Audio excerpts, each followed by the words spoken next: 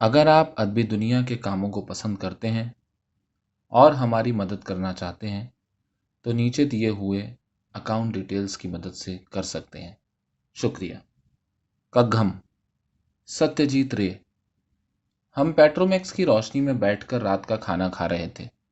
شاید ابھی انڈے کو دانتوں سے کاٹا ہی ہوگا کہ چوکیدار لچمن سنگھ نے آ کر پوچھا، آپ لوگ املی بابا کے دیدار نہیں کریں گے؟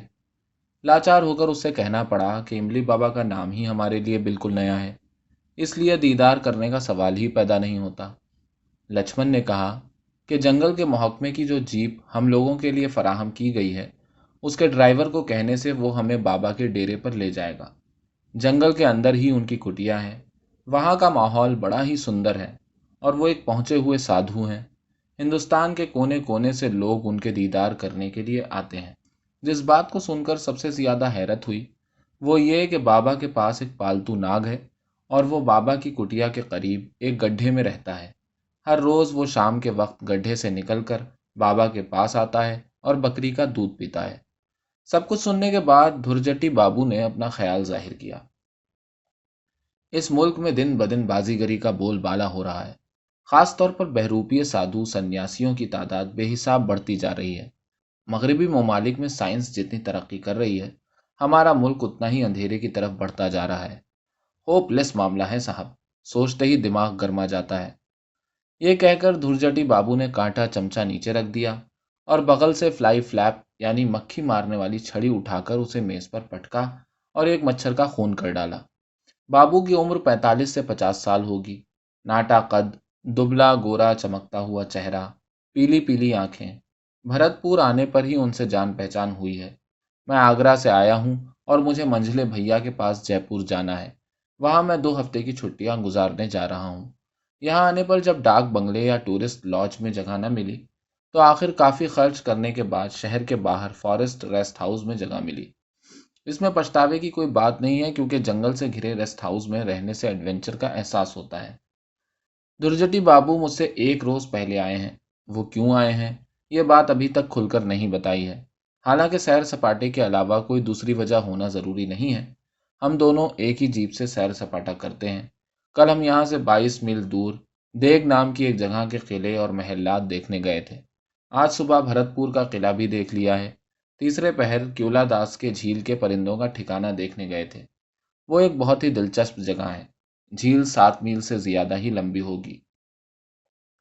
بیچ بیچ میں ٹاپو کی طرح اونچی زمین ہے اور انہی زمین کے ٹکڑوں پر گویا تمام دنیا کے پرندے آ کر جمع ہو گئے ہیں۔ ان میں سے آدھے سے زیادہ پرندوں پر کبھی میری نظر نہیں پڑی تھی۔ میں حیران ہو کر پرندوں کو دیکھ رہا تھا اور دھرجٹی بابو ہر پل کچھ بڑبڑاتے جاتے تھے اور اپنے ہاتھوں کو نچاتے ہوئے آس پاس کے بھنگوں کو بھگانے کی کوشش کر رہے تھے۔ بھنگا ایک قسم کا چھوٹا کیڑا ہوتا ہے۔ یہ جھنڈ بنا کر آتے ہیں اور سر کے چاروں طرف چکر کاٹ کر ناک منہ پر بیٹھ جاتے ہیں، لیکن وہ اتنے چھوٹے ہوتے ہیں کہ انہیں نظر انداز بھی کیا جا سکتا ہے۔ مگر دھرجٹی بابو بار بار اوب رہے تھے۔ اس طرح ہمت ہارنے سے کام کیسے چلے گا؟ 8:30 بجے کھانا کھا کر ہم سب سامنے کے برآمدے میں بیٹھے چاندنی رات کی خوبصورتی دیکھ رہے تھے۔ میں نے دھرجٹی بابو سے کہا، وہ جن سادھو بابا کے بارے میں کہہ رہا تھا انہیں دیکھنے جائیں گے؟ دھرجٹی بابو نے اپنی سگریٹ کو یوکلپٹس کے درخت کے تنے کی طرف پھینکتے ہوئے کہا، ناگ پالتو نہیں ہوتا ہے، ہو بھی نہیں سکتا۔ سانپوں کے بارے میں مجھے کافی معلومات ہے۔ بچپن میں بھی جلپائی گری میں رہتا تھا اور اپنے ہاتھوں سے ڈھیروں سانپ مار چکا ہوں۔ ناگ خطرناک اور 1 نمبری شیطان سانپ ہوتا ہے، اسے پالنا ناممکن ہے۔ اس لیے سادھو بابا کے بارے میں جو خبر ملی ہے اس میں کہاں تک سچائی ہے اس پر مجھے شک ہو رہا ہے۔ میں نے کہا، کل تیسرے پہر کوئی پروگرام بھی نہیں ہے۔ صبح بایان کا قلعہ دیکھنے کے بعد ہم فارغ ہو جائیں گے۔ کیا آپ سادھو سنیاسیوں سے عقیدت کا جذبہ رکھتے ہیں؟ اس سوال کے پیچھے ایک گہرا طنز ہے۔ یہ بات میری سمجھ میں آ گئی، لیکن میں نے اس کا جواب سادگی سے ہی دیا۔ اس میں عقیدت کی بات کہاں آتی ہے؟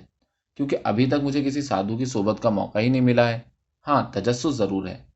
کسی زمانے میں مجھے عقیدت تھی، لیکن ایک بار تجربہ ہوا تو پھر دھرجٹی بابو کو جو تجربہ ہوا وہ بیان کرتا ہوں۔ وہ بلڈ پریشر کے مریض ہیں۔ 10 سال پہلے انہوں نے اپنے تاؤجی کی باتوں میں آ کر ایک سادھو بابا کی دی ہوئی دوا کھا لی تھی، جس کی وجہ سے انہیں 7 روز تک سخت قسم کا پیٹ درد کا سامنا کرنا پڑا تھا اور بلڈ پریشر بھی بڑھ گیا تھا۔ उसी रोज से धुरजटी बाबू को यह वहम हो गया है कि हिंदुस्तान के 100 में से 90 साधु बहरूपी और मक्कार हैं। उनका सन्यासियों के तईं ताज्जुब मुझे बहुत ही दिलचस्प लग रहा था।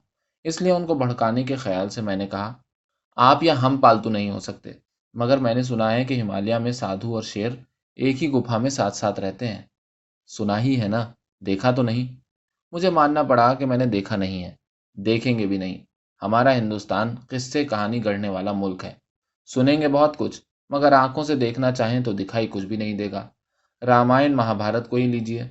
लोग कहते हैं कि वो तारीख है, मगर असल में अजीब अजीब कहानियों के नमूने हैं। रावण के 10 सर हैं, हनुमान दुम में आग लेकर लंका में आग लगा रहे हैं, भीम की भूख, घटोत्कच, पुष्पक, कुंभकर्ण, इन सबसे बढ़कर नॉनसेंस और क्या हो सकता है।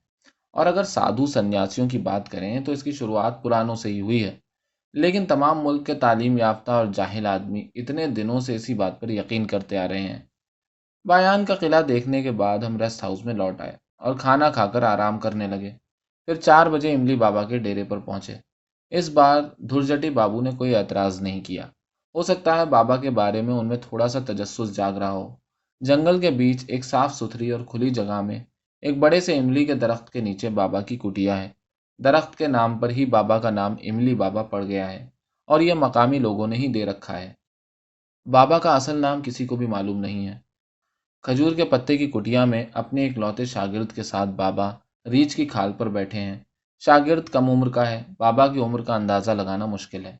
सूरज गुरूब होने में अभी 1 डेढ़ घंटे की देर है, लेकिन इमली के पत्तों की घनी छांव की वजह से इसी वक्त यहाँ अंधेरा फैल चुका है। कुटिया के सामने धूनी जल रही है। बाबा के हाथ में गांजे की चिलम है।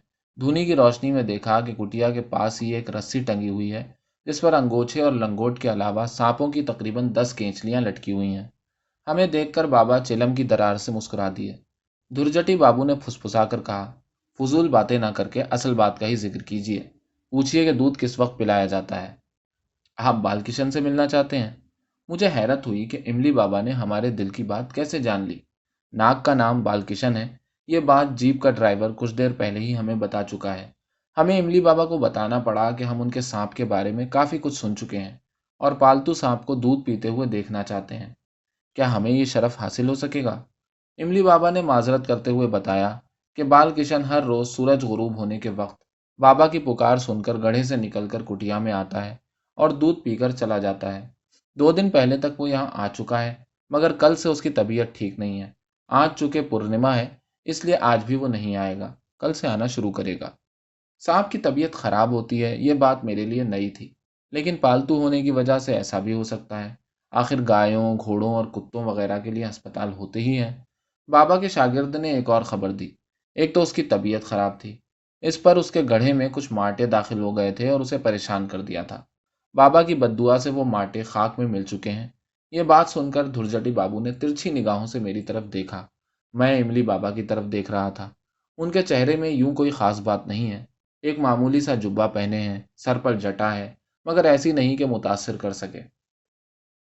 कानों में लोहे का कुंडल, गले में तकरीबन 4 छोटी बड़ी मालाएं, दाहिने हाथ की कोहनी के ऊपर ताबीज। उनमें और दूसरे साधुओं में कोई खास फर्क नजर नहीं आता। फिर भी शाम की ढलती रोशनी में धूनी के पीछे बैठे उस आदमी के चेहरे पर से मेरी आंखें दूसरी तरफ हटना ही नहीं चाहती थीं। हमें खड़ा देखकर शागिर्द 2 चटाइयां ले आया और बाबा से तकरीबन 10 हाथ की दूरी पर उन्हें बिछा दिया। लेकिन बाबा का नाग जब आ जाएगा ही नहीं तो बैठने से क्या फायदा। वापसी में ज्यादा देर करने से रात हो जाएगी। गाड़ी तो है, मगर रास्ता जंगल के अंदर से होकर जाता है और आसपास जंगली जानवरों की कमी नहीं। हिरनों के झुंड पर हर दिन नजर पड़ जाती है, इसलिए हम वहां बैठे नहीं। बाबा को जब हमने नमस्कार किया तो चिलम को बगैर हटाए, आंखों को बंद करके और माथे को झुकाकर उन्होंने भी हमें जवाब में नमस्कार किया। हम दोनों तकरीबन 100 गज की दूरी पर खड़ी अपनी जीप की तरफ रवाना हो गए। कुछ दूर तक दरख्तों पर बैठे हुए परिंदों की आवाजें हमारे कानों में आती रहीं। उसके बाद सन्नाटा छा गया। कुटिया से निकलने के बाद जब हम कुछ कदम आगे बढ़ गए तो अचानक धुरजटी बाबू ने कहा, सांप हम नहीं देख सके, मगर उसका गड्ढा एक बार देखने में क्या हरज है। मैंने कहा, इसके लिए इमली बाबा के पास जाने की कोई ज़रूरत नहीं। हमारा ड्राइवर दीनदयाल बता ही चुका है कि उसे गड्ढे का पता मालूम है। आप ठीक कह रहे हैं। गाड़ी से दीनदयाल को अपने साथ लेकर हम लौट आए। इस बार कुटिया की तरफ न जाकर हम एक बादाम के दरख्त की बगल से होते हुए एक पगडंडी से थोड़ी दूर आगे बढ़े, सामने ही कांटों की झाड़ी थी। आसपास पत्थर के टुकड़ों को देखकर लगा कि किसी जमाने में यहाँ कोई इमारत रही होगी। दीनदयाल ने बताया कि झाड़ी के पीछे ही सांप का गड्ढा है। अगर उसे ही देखा जाए तो कुछ भी पता नहीं चल सकता, क्योंकि रोशनी और भी फीकी हो गई है। धुरजटी बाबू ने अपनी जेब से एक छोटी सी टॉर्च निकाली और झाड़ी पर रोशनी डाली। झाड़ी के पीछे का गड्ढा दिखाई देने लगा। खैर, गड्ढा तो मौजूद है, मगर सांप? क्या वो अपनी तबीयत खराबी की हालत में हमारे इश्तियाक और तजस्सुस को ख़त्म करने के लिए गड्ढे से बाहर आएगा? सच कहूँ, साधु बाबा के हाथ से नाग को दूध पीते हुए देखने का ख्वाहिशमंद होने के बावजूद गड्ढे के सामने खड़े होकर सांप को देखने की मुझे ज़रा भी ख्वाहिश नहीं थी। मगर धुरजटी बाबू के दिल में अब मुझसे कहीं ज्यादा तजस्सुस था। रोशनी से जब काम नहीं बना तो उन्होंने जमीन से ढेले चुन चुनकर झाड़ी पर फेंकना शुरू कर दिए। मुझे उनकी यह ज्यादती अच्छी नहीं लगी। मैंने कहा, क्या हुआ साहब? देख रहा हूं आप पर तो धुनी सवार हो गई है। आपको तो यकीन ही नहीं हो रहा था कि सांप है। इस बार उन्होंने एक बड़ा सा ढेला हाथ में उठा लिया और बोले, मुझे अब भी यकीन नहीं हो रहा है। इस ढेले से भी अगर कुछ नतीजा ना निकला तो मैं समझूंगा कि बाबा जी के बारे में जो कुछ मशहूर किया जा रहा है वो सब झूठ है। ढेला जोर से आवाज करता हुआ झाड़ी पर गिरा और उसने कांटों और पत्तों को तहस नहस कर दिया। धुरजटी बाबू अब भी गड्ढे पर रोशनी डाले हुए थे। चंद पलों तक खामोशी छाई रही। जंगल के अंदर कहीं से सिर्फ झींगर की आवाज आ रही थी। इस बार इस आवाज के साथ एक और आवाज सुनाई दी, एक फीकी और बेसुरी सिसकारी जैसी आवाज। उसके बाद पत्तों की खड़खड़ाहट शुरू हुई और फिर टॉर्च की रोशनी में किसी चीज का काला और चिकना हिस्सा दिखाई दिया। वो चीज हिलडुल रही है, जिंदा है और आहिस्ता आहिस्ता गड्ढे के बाहर निकल रही है। इस बार झाड़ी के पत्ते हिल उठे और दूसरे ही लम्हे उनके बीच से सांप का माथा बाहर निकल आया। टॉर्च की रोशनी में नाक की जलती हुई आंखें दिखाई दी। उसके बाद उसकी दो हिस्सों में बटी हुई जबान, जो बार बार मुंह से निकलकर लपलपाने लगती थी और फिर अंदर चली जाती थी। दीनदयाल कुछ देर पहले से ही लौटने की जिद कर रहा था। इस बार उसने भर्राई हुई इल्तिजाइया आवाज में कहा, छोड़ दीजिए बाबू, अब तो देख चुके, वापस चलिए। शायद टॉर्च की वजह से ही बालकिशन अब भी अपना सर निकालकर हमारी तरफ घूर रहा है और बीच बीच में जबान बाहर निकाल रहा है। मैं ढेरों सांप देख चुका हूँ, मगर इतने नज़दीक से इस किस्म के नाग को नहीं देखा था। नाग हमला करने की कोशिश न करके इस तरह हमारी तरफ क्यों घूर रहा है, ऐसा तो कभी नहीं देखा था। अचानक टॉर्च की रोशनी कांपती हुई वहां से अलग हट गई। उसके बाद जो हादसा पेश आया उसके लिए मैं कतई तैयार नहीं था।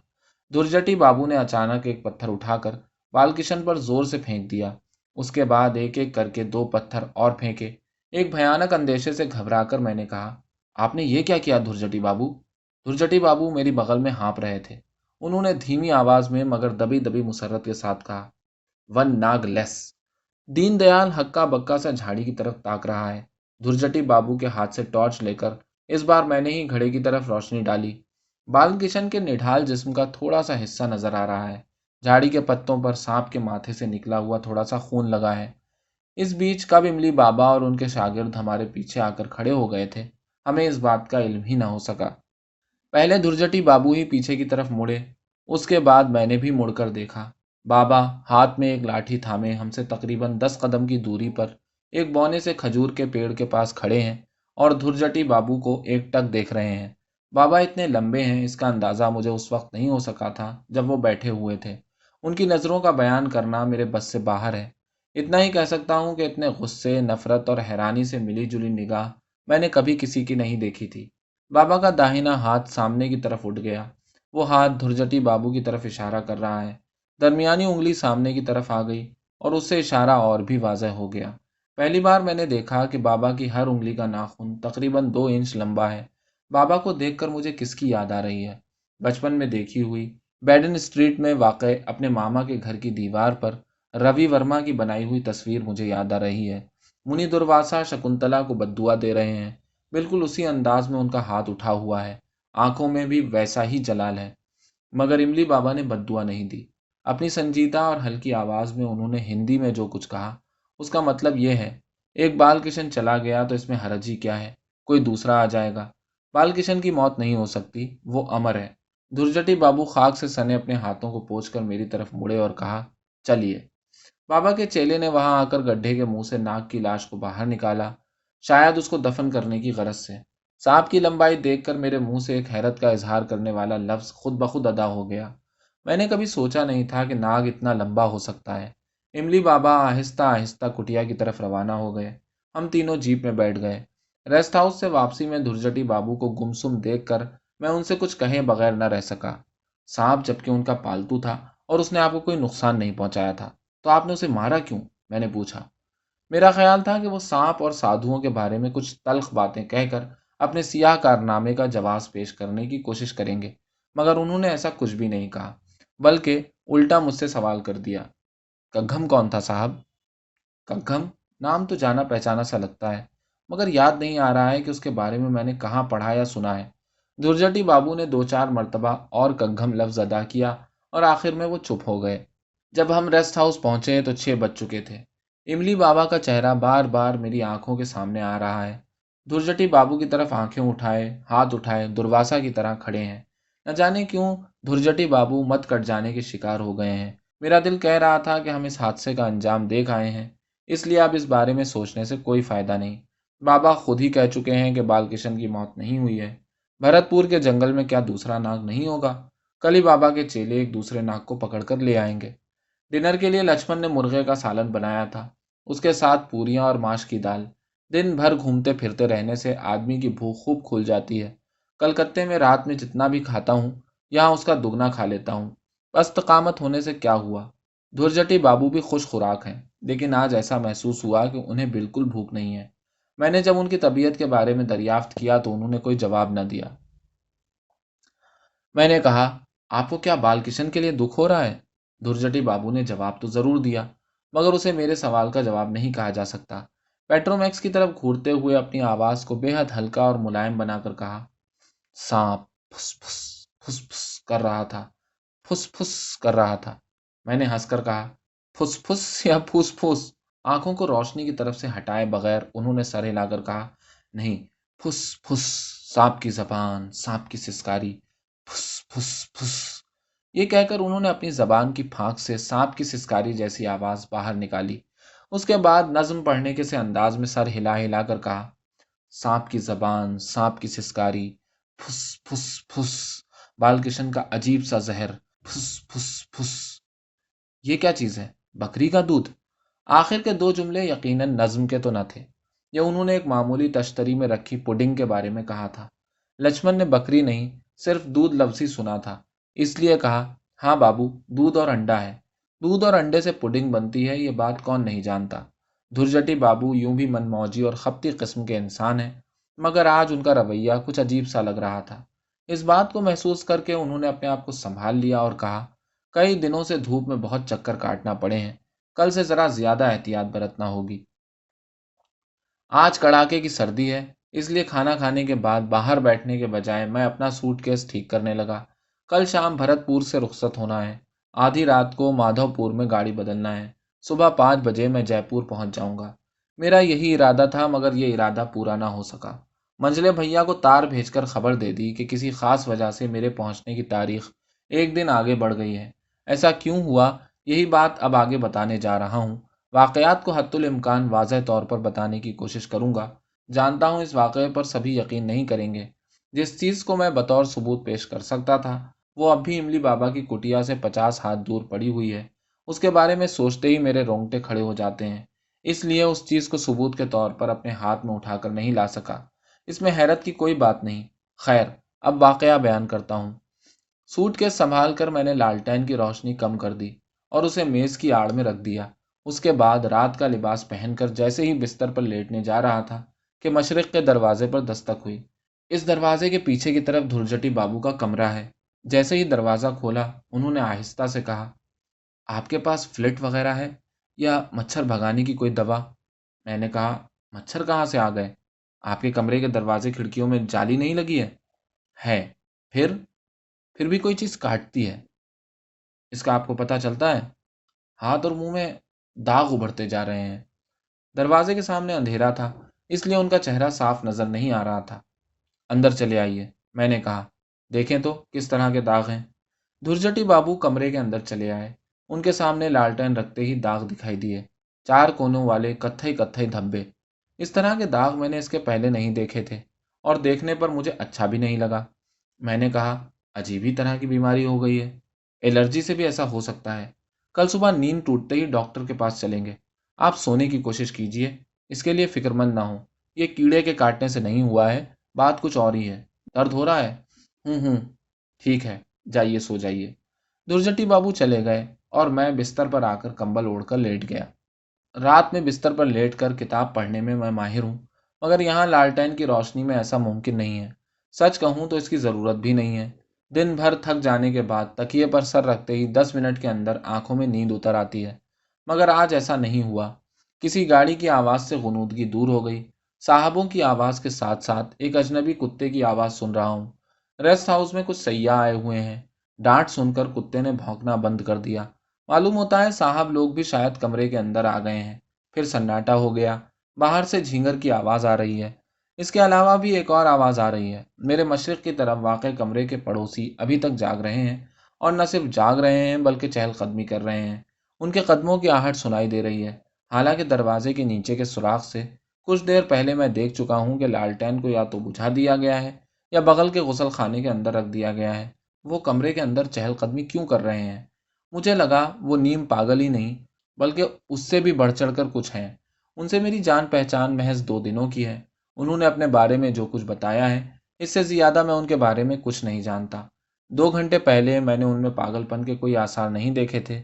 دیگ اور بایان کے قلعے کو دیکھتے وقت انہوں نے جس قسم کی باتیں کی تھی، اس سے معلوم ہوا کہ تاریخ کے بارے میں انہیں اچھی خاصی معلومات ہے۔ اتنا ہی نہیں، آرٹ کے بارے میں بھی انہیں کافی علم تھا، اور اس کی جھلک ان کی بات چیت سے مل رہی تھی۔ راجستھان کی تعمیرات میں ہندو اور مسلمان کاریگروں کے یوگدان کی بات انہوں نے بہت ہی جوشیلے انداز میں بتائی تھی۔ لگتا ہے کہ ان کی طبیعت خراب ہے۔ میری گھڑی کا ریڈیم ڈائل اس وقت 11 بجنے کی خبر دے رہا تھا۔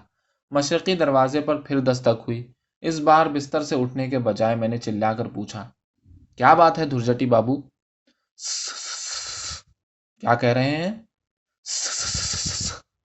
معلوم ہوا کہ بیچاری کی آواز بیٹھ گئی ہے۔ بہت کشمکش میں پڑ گیا۔ میں نے دوبارہ پوچھا، کیا کہہ رہے ہیں؟ ٹھیک سے کہیے۔ سنیے ذرا۔ آخر مجھے اٹھنا ہی پڑا۔ دروازہ کھولتے ہی انہوں نے اس طرح کا سوال کیا کہ مجھے اکتاہٹ ہونے لگی۔ اچھا، سانپ میں کیا سا ہوتا ہے؟ جی ہاں، سانپ کا مطلب جب اسنیک ہوتا ہے تو سا ہوتا ہے۔ میں نے اپنی اکتاہٹ چھپانے کی کوشش نہیں کی۔ آپ نے اسی بات کو جاننے کے لیے اتنی رات گئے دروازہ کھٹکھٹایا؟ سا؟ جی ہاں، سانپ کا مطلب جب سانپ ہوتا ہے تو سا ہی ہوتا ہے۔ اور شا؟ وہ دوسری چیز ہے، شاپ یعنی بددعا۔ بددعا؟ ہاں، ابھیشاپ، بددعا۔ شکریہ، سو جائیے جا کر۔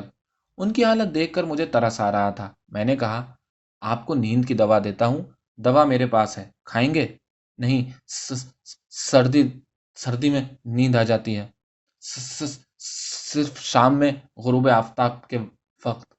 میں نے انہیں ٹوکا، آپ کی زبان میں کچھ ہو گیا ہے کیا؟ بات کہیں پر اٹک سی جاتی ہے، ذرا اپنی ٹارچ تو دیجیے۔ ان کے ساتھ میں بھی ان کے کمرے کے اندر گیا۔ ٹارچ سنگھار میز پر پڑی ہوئی تھی، اسے جلا کر میں نے ان کے منہ کے سامنے کیا اور انہوں نے منہ کھول کر زبان باہر نکال دی۔ اس میں شک نہیں کہ زبان میں کچھ نہ کچھ ہوا ہے۔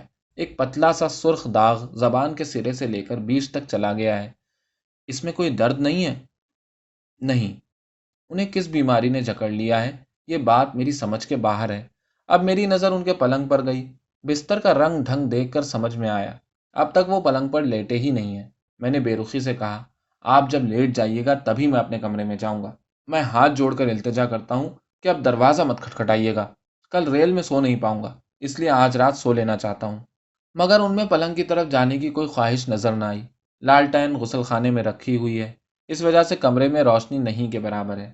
باہر پونم کا چاند روشن ہے، شمالی کھڑکی سے چاندنی آ کر فرش پر لوٹ رہی ہے۔ اس کی روشنی میں دھرجٹی بابو دکھائی دے رہے ہیں۔ وہ رات کے لباس میں ہیں اور بیچ بیچ میں ہونٹوں سے سسکاری کی طرح آواز نکال رہے ہیں۔ آتے وقت میں نے اپنے بدن پر کمبل لپیٹ لیا تھا، مگر دھرجٹی بابو کے بدن پر ایک بھی گرم کپڑا نہیں ہے۔ کہیں دھرجٹی بابو حقیقت میں کسی بیماری کے چکر میں پھنس جائیں تو انہیں چھوڑ کر میرا یہاں سے جانا مشکل ہے۔ پردیس میں اگر کوئی بنگالی مصیبت میں پھنس جائے تو بنگالی ہونے کے ناطے اسے چھوڑ کر جانا میرے لیے ناممکن ہوگا۔ میں نے جب ایک بار پھر ان سے سونے کو کہا اور میرے کہنے کا کوئی نتیجہ نہ نکلا تو سوچا، ہاتھ پکڑ کر زبردستی لٹا دینے کے علاوہ کوئی دوسرا چارہ نہیں ہے۔ اگر وہ چھوٹا بچہ بنتے ہیں تو مجھے بھی بزرگوں کی طرح سلوک کرنا ہوگا۔ مگر ان کا ہاتھ پکڑتے ہی مجھ میں اچانک ایسا رد عمل ہوا کہ घबरा कर मैं 3 कदम पीछे हट गया। दुर्जटी बाबू का बदन बर्फ की मानिंद ठंडा है। एक जिंदा आदमी का बदन इतना ठंडा हो सकता है, ये बात मेरी समझ के बाहर है। मेरी हालत देखकर दुर्जटी बाबू के होठों के गोशे में एक हंसी खेल गई। अब वो अपनी पीली आंखों से मेरी तरफ घूरते हुए मुस्कुरा रहे हैं। मैंने रुंधी हुई आवाज में कहा, आपको हुआ क्या है, बताइए। दुर्जटी बाबू मेरी तरफ से आंखें नहीं हटाते हैं। चंद पल बगैर पलक झपके मेरी तरफ ताकते रहे हैं। मैं हैरत से देखता हूँ, उनकी पलकें एक बार भी नहीं झपकी हैं। इस बीच उनकी जबान कई बार होठों की फांक से बाहर निकल चुकी है। उसके बाद उन्होंने फुसफुसा कर कहा, बाबा बुला रहे हैं। बालकिशन बाबा, बालकिशन बाबा बुला रहे हैं। उसके बाद उनका घुटना मुड़ गया। पहले वो घुटनों के बल बैठ गए, उसके बाद अपने बदन को आगे की तरफ फैलाकर फर्श पर मुंह के बल लेट गए और कोहनी के बल चलते हुए पलंग के नीचे चले गए। ये बात मेरी समझ में आ गई है कि मेरा पूरा जिस्म पसीने से तरबतर हो गया है। मेरे हाथ पांव थर थर कांप रहे हैं। खड़ा रहने की मुझ में सकत नहीं है। धुरजटी बाबू के बारे में जो अंदेशा था वो दूर हो गया है, और अब मैं जो कुछ महसूस कर रहा हूँ वो बेयकीनी और दहशत से मिला जुला एक खौफनाक एहसास है। मैं अपने कमरे में लौट आया। दरवाज़ा बंद करके मैंने चटखनी लगा दी और फिर सर से पैर तक कंबल ढक लिया। इस हालत में कुछ देर लेटे रहने के बाद मेरे बदन की कपकपी दूर हुई और मेरे दिमाग ने सोचना शुरू किया। मामला कहाँ जा चुका है और अपनी आंखों के सामने जो कुछ होते हुए देख चुका हूँ उससे किस नतीजे पर पहुंचा जा सकता है। इस पर मैंने एक बार सोच कर देखा। आज तीसरे पहर धुलझटी बाबू ने इमली बाबा के पालतू नाक को पत्थर से मार दिया। उसके बाद ही इमली बाबा ने धुलझटी बाबू की तरफ उंगली तान कर कहा था, एक बाल किशन चला गया तो इसमें हरज ही क्या है, उसकी जगह दूसरा बाल किशन चला आएगा। वो दूसरा बाल किशन कोई सांप होगा या आदमी सांप बन जाएगा। धुरजटी बाबू के सारे बदन पर चिकत्ते और दाग किस चीज के हैं? जबान पर दाग क्या चीज हो सकती है? ये क्या दो हिस्सों में बंट जाने से पहले की हालत है? उनका बदन इतना सर्द क्यों था? वो पलंग पर सोने के बजाय पलंग के नीचे क्यों चले गए? अचानक बिजली कौंधने की तरह एक बात याद आ गई। कग्घम। धुरजटी बाबू ने कग्घम के बारे में दरियाफ्त किया था। नाम जाना पहचाना सा लगा था, मगर समझ में नहीं आया था। अब याद आया, बचपन में महाभारत की एक कहानी पढ़ी थी। कग्घम नाम के एक साधु या ऋषि थे। उनके शाप से उनके दोस्त सहस्रपाद मुनि डोनूरा सांप बन गए थे। सांप शाप सब में एक रिश्ता तो है, लेकिन वो डोनूरा सांप हो गए थे। और धुरजटी बाबू क्या? कोई मेरे दरवाजे पर फिर से दस्तक दे रहा है। ऊपर के बजाय नीचे की तरफ खटखटा रहा है। चौखट के ठीक ऊपर, एक बार, दो बार, तीन बार। मैं बिस्तर से उठने का नाम नहीं ले रहा हूं। मैं दरवाजा नहीं खोलूंगा। हाँ, अब नहीं खोलूंगा। आवाज थम जाती है। मैं सांस रोके दम बखुद लेटा हूं। अब कानों में सिसकारी आती है। आहिस्ता आहिस्ता वो सिसकारी दरवाजे से दूर सरक जाती है। अब मेरे दिल की धड़कन के सिवा कोई दूसरी आवाज नहीं आ रही है। वो क्या है? ची ची जैसी आवाज, एक करीह मगर महीन चीख। चूहा है क्या? यहाँ चूहा है? पहली रात मैं अपने कमरे में देख चुका हूँ। दूसरे रोज जब लक्ष्मण से कहा तो वो बावर्ची खाने से चूहेदान में एक जिंदा चूहा लाकर दिखा गया था। कहा था, चूहे के साथ साथ छछूंदर भी है। चीख आहिस्ता आहिस्ता खत्म हो जाती है और फिर से सुकूत तारी हो जाता है। घड़ी देखता हूँ, पौन बज रहा है। मालूम नहीं नींद कहाँ गुम हो गई है। खिड़की से बाहर के पेड़ पौधे नजर आ रहे हैं। चांद शायद बीच आसमान में है। दरवाजा खोलने की आवाज होती है। तुरजटी बाबू बरामदे में जाने के लिए बगल के कमरे का दरवाजा खोल रहे हैं। मेरे कमरे में जिस तरफ खिड़की है, बरामदे में जाने का दरवाजा उसी तरफ है। धुरजटी बाबू का कमरा भी बिल्कुल ऐसा ही है। बरामदे पर से उतरकर 20 हाथ आगे जाने के बाद ही पेड़ पौधे मिलने लगते हैं। धुरजटी बाबू बरामदे पर निकल आए हैं। कहाँ जा रहे हैं वो? उनका इरादा क्या है? मैं बगैर पलक झपके खिड़की की तरफ ताकता हूँ। सिसकारी की आवाज आती है। आवाज मुसलसल बढ़ती जा रही है। अब आवाज मेरी खिड़की के बाहर से आ रही है। खुशकिस्मती से खिड़की बंद है, वरना कोई चीज खिड़की के नीचे से ऊपर की तरफ आ रही है। थोड़ी दूर तक ऊपर आती है और फिर ठिठक जाती है। किसी का सर है। लालटेन की धुंधली रोशनी में दो चमकती हुई पीली आंखें नजर आ रही हैं। वो आंखें एक टक मेरी तरफ देख रही हैं। चंद लम्हों तक इसी तरह रहने के बाद वो सर एक कुत्ते की आवाज सुनते ही नीचे की तरफ उतरकर कहीं गायब हो जाता है। कुत्ता भौंक रहा है, फिर उसकी सहमी हुई सी चीख सुनाई देती है। उसके बाद किसी की नींद से बोझल आवाज कुत्ते को फुनकारती हुई सुनाई देती है। एक दर्दनाक चीख के साथ कुत्ते की आवाज थम जाती है। उसके बाद कोई आवाज नहीं आती। मैं लगभग 10 मिनट तक अपने हवासो आसाब को कायम रखे लेटा रहता हूँ। کانوں میں بار بار آج کی سنی ہوئی کविता کی سطریں چلی آ رہی ہیں۔ سانپ کی زبان، سانپ کی سسکاری، پھس پھس پھس، بال کشن کا وش، پھس پھس پھس۔ آہستہ آہستہ وہ کविता بھی خلا میں گم ہو جاتی ہے۔ جسم میں جیسے جان نہ ہونے کا احساس مجھے نیند کی طرف کھینچ کر لے جا رہا ہے۔ کسی صاحب کی چلاہٹ سن کر میری آنکھ کھل گئی۔ گھڑی دیکھنے پر پتا چلا 6 بجنے میں 10 منٹ باقی ہیں۔ لگتا ہے کچھ گڑبڑ ہوئی ہے۔ جلدی جلدی بدن پر ایک گرم کپڑا ڈال کر جب باہر نکلا تو گورے لوگوں سے ملاقات ہوئی۔ 2 امریکی لڑکے ہیں، نام بروس اور مائیکل۔ ان لوگوں کا پالتو کتا کل رات مر گیا ہے۔ اپنے کمرے میں ہی کتے کو رکھ کر وہ سوئے ہوئے تھے۔ کمرے کا دروازہ کھلا ہوا تھا۔ ان لوگوں کا خیال ہے کہ سانپ یا بچھو نے اسے کاٹ لیا تھا۔ مائیکل کا خیال ہے کہ بچھو ہوگا، کیونکہ سردی کے موسم میں سانپ باہر نہیں نکلتے۔ کتے کے پیچھے وقت ضائع نہ کر کے میں برآمدے کی دوسری طرف دھرجٹی بابو کے کمرے کے سامنے پہنچا۔ دروازہ کھلا ہوا ہے مگر کمرے میں کوئی نہیں ہے۔ لچمن ہر روز صبح 5:30 بجے جاگ کر چولہا جلاتا ہے اور چائے کے لیے پانی گرم کرتا ہے۔ اس سے پوچھنے پر پتا چلا کہ دھرجٹی بابو پر اس کی نظر نہیں پڑی ہے۔ دل میں طرح طرح کے خیالات آ رہے ہیں۔ چاہے جیسے بھی ہو، انہیں تلاش تو کرنا ہی ہے۔ پیدل چل کر وہ کتنی دور جا سکتے ہیں؟ مگر تمام جنگل میں تلاش کرنے کے باوجود ان کا کہیں پتہ نہ چلا۔ 10:30 بجے جیپ آئی۔ میں نے ڈرائیور سے کہا، پوسٹ آفس جا کر مجھے ٹیلی گرام کرنا ہے۔ جب تک دھرجٹی بابو سے متعلق راز کا پردہ فاش نہیں ہو جاتا، میں بھرت پور سے نہیں جاؤں گا۔ منجلے بھیا کو ٹیلی گرام کرنے کے بعد میں نے ریل کا ٹکٹ 1 روز آگے کے لیے بڑھوا لیا اور ریسٹ ہاؤس لوٹ آیا۔ وہاں آنے پر پتا چلا کہ دھرجٹی بابو کے بارے میں کوئی خبر نہیں ملی ہے۔ دونوں امریکی اس بیچ کتے کو دفنا کر بوریا بستر سمیٹ کر وہاں سے روانہ ہو چکے تھے۔ دوپہر بھر میں ریسٹ ہاؤس کے آس پاس چکر کاٹتا رہا۔ میرے کہنے کے مطابق جیپ تیسرے پہر دوبارہ آ گئی۔ میرے دماغ میں ایک خیال آیا تھا۔ دل کہہ رہا تھا اس سے کچھ پتا چل سکتا ہے۔ میں نے ڈرائیور سے کہا، املی بابا کے پاس چلو۔ کل جس وقت پہنچا تھا آج بھی تقریباً اسی وقت میں بابا کی کٹیا میں پہنچا۔ بابا کل کی طرح دھونی رمائے بیٹھے تھے۔ آج یہاں 2 شاگرد اور ہیں، ایک ادھیڑ آدمی اور دوسرا لڑکا سا۔ مجھ پر نگاہ پڑتے ہی بابا نے گردن ترچھی کر کے نمسکار کیا۔ کل کی بھسم کر دینے والی نگاہ اور آج کی نگاہ میں کوئی مطابقت نہیں تھی۔